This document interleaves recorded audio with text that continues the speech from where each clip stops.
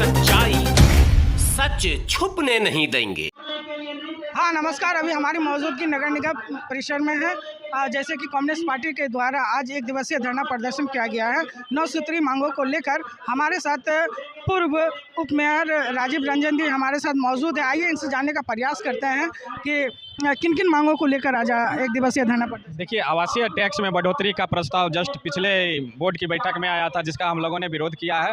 पूर्व से ही खाली ज़मीन पर टैक्स और खेती युक्त ज़मीन का जो टैक्स वसूली करने का ये लोग सोच रहे हैं, जिसका हम लोग पुरजोर विरोध कर रहे हैं। 2014 से ही ये लोग खाली ज़मीन और खेती युक्त ज़मीन पर टैक्स वसूलने का कोशिश कर रहे हैं। प्राइवेट एजेंसी हायर कर लिए हैं, वो हाई एजेंसी के द्वारा पब्लिक को डराया जा रहा है, धमकाया जा रहा है, नोटिस भेजा जा रहा है कि एफआईआर करने की धमकी दिया जा रहा है, जिसका हम लोग विरोध कर रहे हैं। 2014 से अभी तक 10 साल का टैक्स वसूला जा रहा है।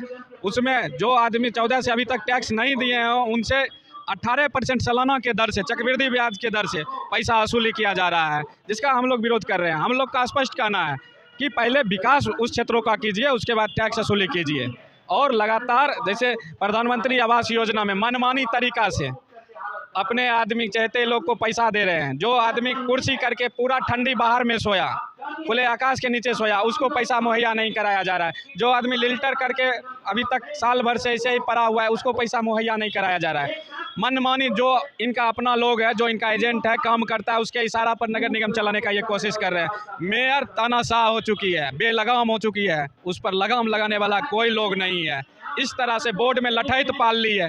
बोर्ड में अगर जन उपयोगी बात होता है तो उसको किस तरह से डाइवर्ट करके हंगामा करवाना है, ये करवाना शुरू कर दिए है। ई रिक्शा वाले को हम लोग लगातार कर रहे हैं टैक्स फ्री करने के लिए। देहाती क्षेत्र को विशेष सुविधा देने का हम कह रहे हैं कि 10 जो पंचायत हम लोग से जुड़ा है, उसको विशेष सुविधा दिया जाए। नगर निगम का जो कर्मचारी है, उसको हम लोग अस्थायी करने का मांग कर रहे हैं कि उसको अस्थायी कीजिए। क्या स्वीपर सब दिन नाला निकालने के लिए ही बना है? 500-400 रुपया के डेली बेसिस पर वो नाला निकाल रहा है। हम लोग समान काम और समान वेतन की मांग कर रहे हैं। हम लोग फ्लाईओवर जो ट्रैफिक चौक पर गिर गया है, उसको आगे बढ़ाने की बात कर रहे हैं। हम लोगों का मांग है कि वृद्धा पेंशन जो रुका हुआ है, बहुत परिवार को नया वृद्धा पेंशन स्वीकृत नहीं हो रहा है, वैसे लोग को वृद्धा पेंशन का सही रूप सुचारू रूप से चालू करवाइए, नए परिवार को दीजिए। राशन कार्ड बनाने में जितना झंझट हो रहा है, ऑनलाइन तो बहुत हो रहा है, लेकिन एसडीओ ऑफिस और सीओ ऑफिस और बीडीओ ऑफिस के चक्कर में सारा मामला फंसा हुआ है। उसको सुचारू रूप से एक टेबल पर लाके उसको सुचारू रूप से बना के पब्लिक को मुहैया कराइए। राशन कार्ड 2011 में ही बना, उसके बाद 11 के बाद बहुत ऐसे युवा हैं जिनका शादी हो गया, 7 साल 8 साल का बाल बच्चा है, उसका राशन कार्ड में नाम ऐड नहीं हो रहा है। उसको क्या कहते हैं, आयुष्मान भारत में बनाने में परेशानी हो रहा है। उसकी पत्नी का नाम जोड़ना चाहता है, 11 के बाद वाला उसका जुड़ नहीं रहा। ढेर सारा परेशानी है, उसको एक टेबल पर आके उसको सॉल्व करें। हम लोग का कहना है जो भूमिहीन लोग हैं, जिनको ज़मीन नहीं है, वैसे लोगों को ज़मीन मुहैया करा के सरकार का आवास योजना है, उस पर कॉलोनी बना के उनको आवास योजना का लाभ दीजिए। अगर नगर निगम आपकी बातों को अगर नहीं मानती है तो आगे का क्या रणनीति है? आगे का हम लोग का यही रणनीति है, तालाबंदी करेंगे, उग्र आंदोलन करेंगे। जो चरणबद्ध आंदोलन होगा सड़क से लेके सदन तक, चाहे विधानसभा हो या चाहे हमारा नगर निगम का सभा हो, चाहे सड़क पर संघर्ष करने की ज़रूरत पड़ेगी, हर जगह हम संघर्ष में हम और हमारे साथी मौजूद रहेंगे। ये होल्डिंग टैक्स में वृद्धि और बहुत सारे नगर निगम की समस्या है, उसके बारे में आज धरना प्रदर्शन हो रहा है। जो कि टैक्स सबसे मूल कारण यहाँ टैक्स है। नगर निगम जो है सो टैक्स कई गुना बढ़ा दिया गया है। और कि हम लोग 27 नंबर वार्ड से आते हैं, वहाँ बहुत सारे किसान लोग हैं जिनका बीघा 2 बीघा 10 बीघा ज़मीन है, घर है, और घर से ज़्यादा प्रति ज़मीन का टैक्स जो नगर निगम के द्वारा लिया जाएगा, वो जो है कहीं से भी सही नहीं है।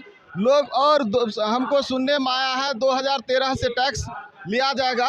ये तो सरासर ही ये मतलब क्या कहा जाए, नगर निगम को ये गुंडा टैक्स ही माना जाए। ज़बरदस्ती अपराधी पिस्तौल सटा करके किसी को छीन लेता है और नगर निगम पेपर सटा करके उससे पब्लिक से पैसा छीन रहा है, जो कि एकदम ही गैर कानूनी है।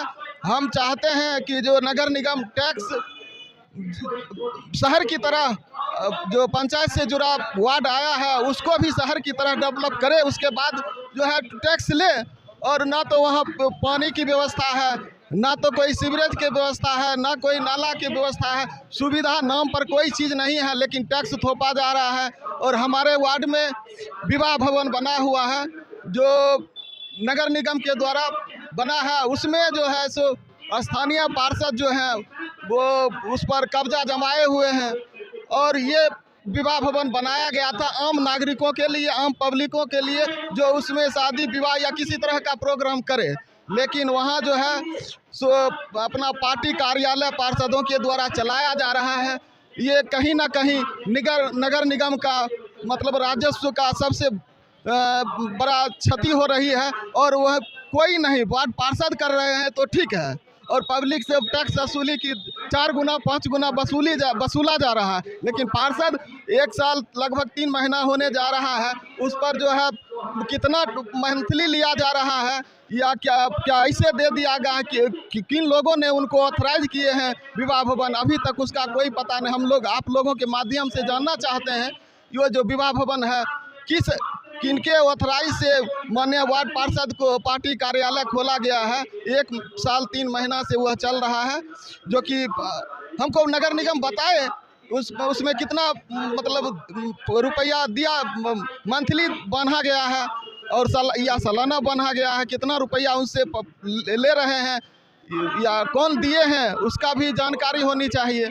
और सड़क या ये जो है होल्डिंग टैक्स तो एकदम ही नाजायज़ है। और हम चाहते हैं 2024 से होल्डिंग टैक्स ले, सारी सुविधा देते हुए, ये नहीं सुविधा नाम पर कुछ नहीं। और टैक्स गरीब आदमी कहाँ से देगा उतना, 2013 से और 2 गुना 3 गुना उसका अथी बढ़ा करके ब्याज सूद के साथ 55 हज़ार रुपया सूद बोला जाता है। सूद के नाम पर 55 हज़ार रुपया और 4 गुना 5 गुना कहीं ना कहीं ये नगर निगम की तानाशाही रवैया है, जो ये नहीं होना चाहिए। हम लोग मांग करते हैं कि 2024 से टैक्स लिया जाए। जो नए नगर निगम क्षेत्र में जुटे हैं, 10 वार्ड हैं, उसको 2024 से टैक्स लिया जाए। सारी सुविधाओं के साथ हॉस्पिटल की सुविधा हो, खेलने की व्यवस्था हो, पार्क की व्यवस्था हो, अन्य सारी जो भी सुविधाएं नागरिक की सुविधाएं होनी चाहिए।